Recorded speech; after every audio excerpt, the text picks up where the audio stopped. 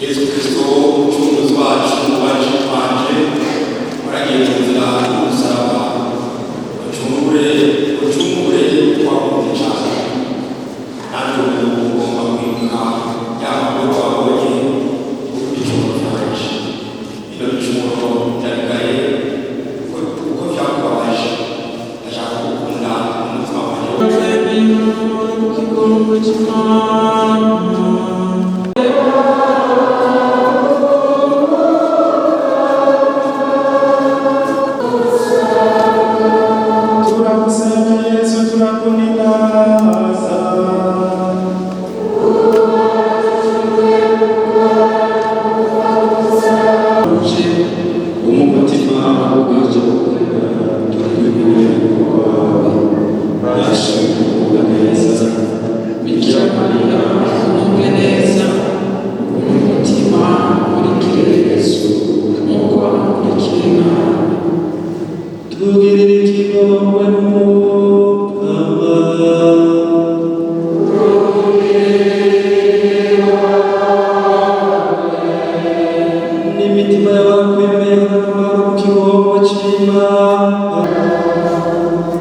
Icyiciro cya gatanu bafata umunyaseri witwa Simoni yakiriye Yesu gusa.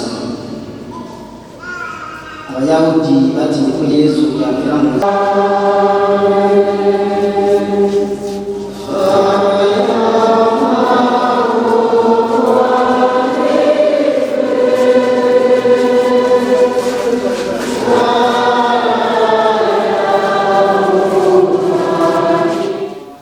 kubakira muri ingoro nziza ya Mutima Mweranda muri ikigo cy'umuryango w'abayezuiti tukaba turi n'isikisare ya katedrali. Ku munsi nk'uyu nta majambo yo kwigisha abaho menshi, kuko twebwe mu mugenzi w'ikirundi turazi umuntu agandaye ko atamajambo menshi avuga. Turumvise ivumwe ryashikiye Yesu Kristo kugira ngo twebwe nyene tubone gukira, ariko nkuko twavyumvise mu nzira y'umusaraba, Yesu Kristo yagiye ku musaraba yongera apfe ku bwacu kugira ngo bwa mbere aduha akarorero k'ingene natwe two kwikorera imisaraba yacu, umwe wese ku rugero rwiwe. Ntitubida yuko mwebwe nyir'icyubahiro tutanganye imisaraba, kuko no kwikorera uburu n'abarundi nizeye ko atari umusaraba muto, kuko murazi ko abarundi tumeze nk'abayahudi turagoye. Ngira murumvise ingene bariko barafinda urubanza, bafindanira kuri Yesu kugira ngo bageraho batori ikosa bomwagiriza babone kumwica. Abayahudi bamaze koshwa n'abafarizayo n'abahereza nkuka bakuru, baciye bagena icyaha nyamukuru yoba yakoze kugira ngo kibone cyumvirwe n'abaromani, cyumvirwe na Pilato. Turumvise ingene Pilato nawe bamutera ubwoba bati nutamwica tuzatumeye utari uwo kwa Sezari aganje muri iyi ntara y'abaromani. Turumvise ingene bamuhanahana gushikagere kwa Kayifa, umucamanza mukuru w'icyo gihe. Kayifa ariga urubanza kandi aruja mu mizi, asanga koko nta cyaha yagirizwa. Mugabo ntivyari guherera ngaho, baca baratora rero icyo tuma yicwa, ngo yavuze ko ari Imana. Kayifa nawe avuze ati ko ari Imana, ati uyu muntu rero ashaka kunteranya n'abayahudi, ati kuko bafise Imana imwe, aje kwigira Imana sinosubira kuronka ingene ndabatwara, reka rero ndabahe ivyo bipfuza. Turabona yuko ari urubanza rwa ngondagonde nk'abo kwiza nk'abokurikiza amategeko y'uyu munsi wovumva ko ari urubanza rw'ikinyoma. Turumvise ingene bapfundika ikinyoma, kimwe gihera bavyara ikindi kinyoma. Kwibuka umusaraba wa Yesu Kristo no kwibuka ukubabara kwiwe no kwibuka ko kuri uwo musaraba nyene ariho twaronkeye urukiza, mugabo urwo rukiza rugasaba umwe wese muri twebwe umutima wo kurinda rugabo. Hariho ijambo nyamukuru bariko baraharira ko na Kayifa, ijambo bita ukuri. Atukuri ni iki? Yezu ntiwe barishura kuri iryo jambo ngo ate wakuba, barabitubwiye bati yaciye yihorera kuko kuri kurazwi. Bose barabona Yezu ariko arigisha, yakijije ibimuga babona, yagwije imikate bose babona. Mugabo igitangaje kandi igihe cy'umusaraba kitwiza n'ijambo twokwita guhemuka. Turabona ingene Yezu ahemukiwe n'abantu yagiriye neza. Muri aba bose bari ngaha nta n'umwe atariye kuri ya mikate ibihumbi n'ibihumbagiza yagwiza, mugabo ivyo yavyibagiye. Turabonye kandi iryo jambo ryo guhemuka ko ari ribi, kuko turabona yuko uwamwerekanye akamuranga ari Yuda, umwe muri bamwe 12 ni wamwerekanye ati ngurya. Yuda aramugurishije. Twokwibaza tuti Yuda niwe yacumuye cyane, ukaba nkako kuko yaciye yiyahura nk'uko abanditsi bakahise babivuga, byaranze kwagira n'umutima wo gusaba imbabazi n'ikigongwe. Twokwibaza tuti mbega igihe Yezu yari muri aya magorwa ku musaraba, babatumwa 12 bari hehe? Za mpumyi yahumura, bamwe yatuma bumva, bari hehe? Turabibonye ko atawundi muntu asigaye uretse Mariya nyina wiwe n'abandi bagore yagiriye neza, kuko kukaba nkako icyo gihe abaromani ntibakurikirana abagore. Nabonye ngira niyo mpamvu bahagumye. Umugabo wa nyuma yari yagerageje ngo aratera imbere, atera intambwe, kandi Yezu arayimubwiye ati inkoko itarabi kuzo wamaze kunyihakana gatatu. Petero ari nabazoba yashingiro nyamukuru rya Eklezia, yashinze amaguru yagiye kuko yagize ubwo. Iryo jambo rero ryo guhemuka ritwereka ko mu buzima bwa misi yose two kwirinda guhemukiranira.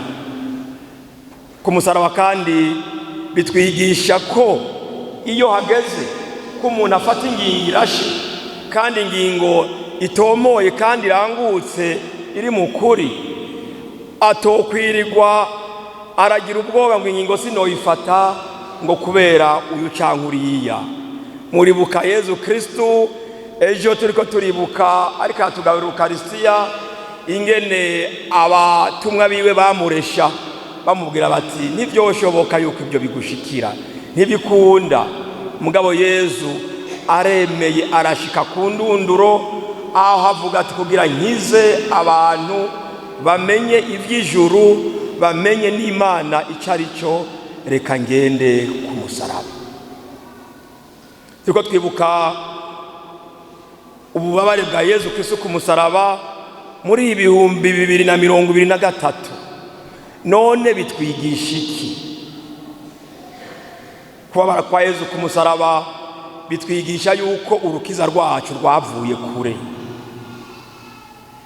rwavuye kure, kuko rwavuye ko Yezu yashesha amaraso.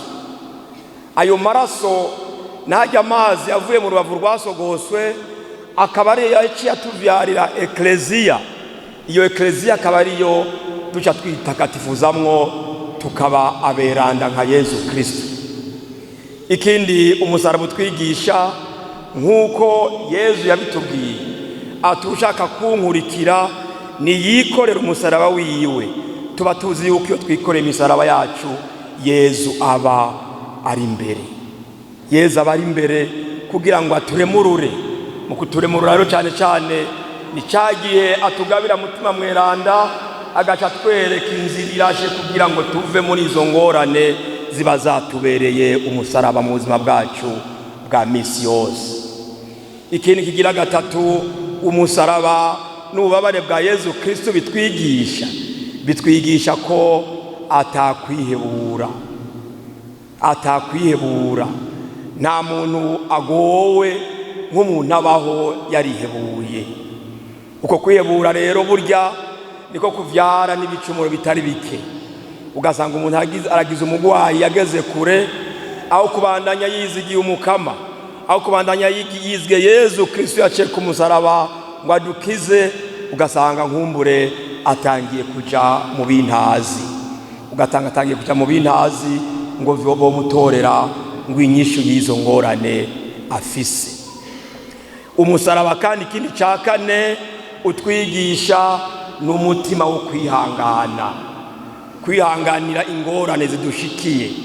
Twakurikiye Yezu kuva ku ngendo ya mbere no gushika ku ya 14 aho yagenda hose ntiyigeze atibanga avuge ngo ngira ndabihebe.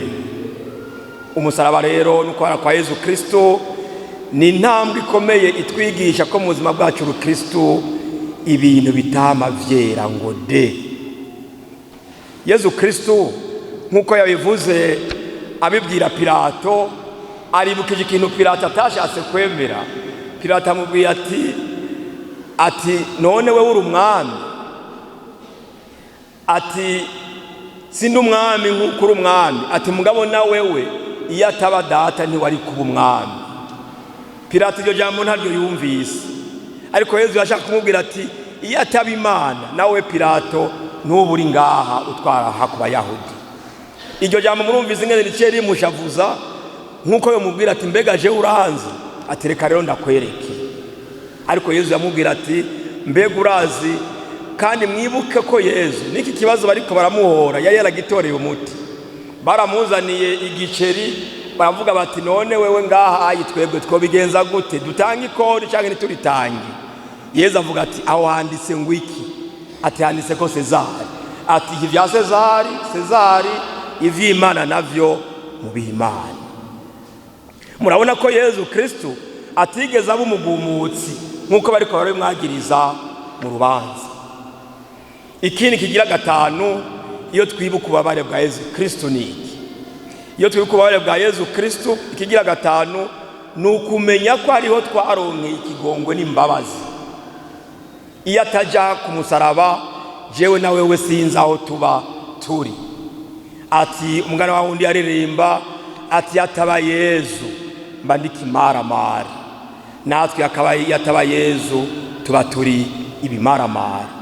Mugabo Yezu yaremeye aja ku musaraba kugira ngo ntitube ibimaramara. Twame rero turangamiza umusaraba. Hari abantu batunga inzi waba ata musaraba urimwo. Uzobishobora arakagura naho koba gato agashire mu nzu, kuko kazokwibutsa vyinshi urukiza twaronse kubera umusaraba, n'ingene twokwiga kwikora imisaraba yacu, kuko tuzi ko Yezu Kristo yadutsindiye kandi ko natwe ategereza kudutsindira naho izo ngorane zoba zingana gute. Nukubandanya rero tuzirikana ibi bihe vyadukijije biriko biratugana ku ntsinzi nyansinzi ariyo Pasika. Mugabo twame twibuka ko iyo Pasika yacu, kuzuka kwa Yezu Kristo vyaciye ku musaraba. Hari abantu kenshi bakunda izuka bakiyobagiza kwizuka ryavuye ku musaraba, bakaryoherwa iyo vyose bigenda neza. Mugabo iyo ibintu bitangiye kubiwandabaga bikagenda nabi, ugasanga bataye ubwoko, ugasanga nukimumenya. Tube rero abantu buri gihe twibaza tuti Yezu ni nyishu. Igihe cyose ikibazo tumubajije ari ciza, tugire Kristo.